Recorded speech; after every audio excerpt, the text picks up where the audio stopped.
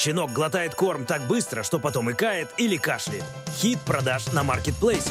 Интерактивная игрушка-кормушка превращает обычное кормление в увлекательный квест. Засыпьте сухой корм. Питомец добывает еду сам, замедляет поедание и снижает риск вздутия. Игрушка развивает охотничьи инстинкты и тренирует интеллект.